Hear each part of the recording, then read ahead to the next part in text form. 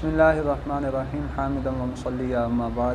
عزیز طلباء کرام، ہم نے گزشتہ سبق کے اندر اسماء عاملہ کی تفصیل پڑھی۔ اگر عوامل نحویہ کو دیکھا جائے تو صاحب نحومیر نے اور دیگر ائمہ نحات نے عوامل کی دو طرح سے تقسیم کی ہے، کچھ عوامل لفظی ہیں، کچھ معنوی ہیں۔ ہم نے لفظی کی تفصیل الحمدللہ مکمل پڑھ لی۔ اس سبق میں ہم عوامل نحویہ کے بارے میں پڑھیں گے اور یہ دو ہیں، ایک ابتدا ہے اور دوسرا فعل مضارع کا عامل لفظی سے خالی ہونا ہے۔ ابتدا کا مطلب یہ ہوتا ہے کہ اسم جو ہے وہ عوامل لفظیہ سے خالی ہو،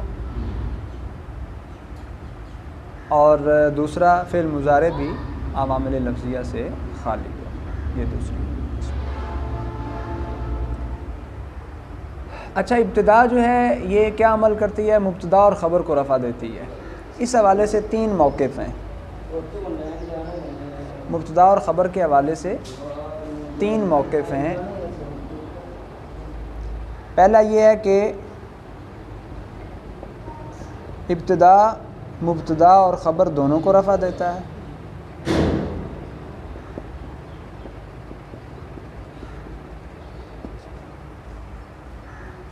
مبتدا جو ہے، مبتدا اور خبر دونوں کو رفع ابتدا کی وجہ سے ملتا ہے۔ جیسے زید قائم، اس میں زید بھی مبتدا کی وجہ سے، ابتدا کی وجہ سے مرفوع ہے، قائم بھی۔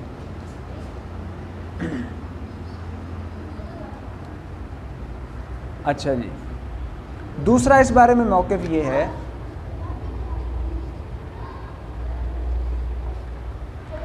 کہ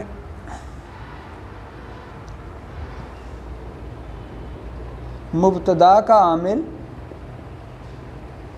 ابتدا ہے اور خبر کا عامل مبتدا ہے، یعنی مبتدا میں عامل ابتدا ہے اور خبر میں عامل ابتدا نہیں بلکہ خبر میں مبتدا۔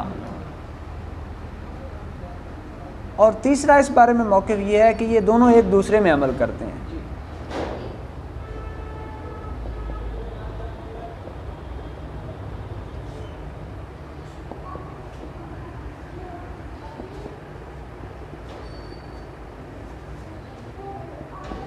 مبتدا کا عامل خبر اور خبر کا عامل مبتدا۔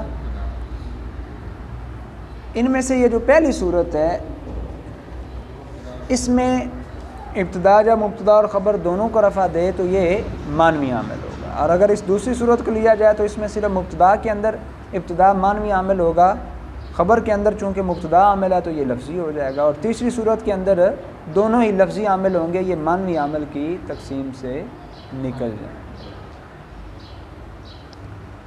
اچھا جی، دوسری طرف ہے جی فعل مضارع کا عامل لفظی اور عامل لفظی سے خالی ہونا، یہ ہوتا ہے فعل مضارع کے اندر معنوی عامل۔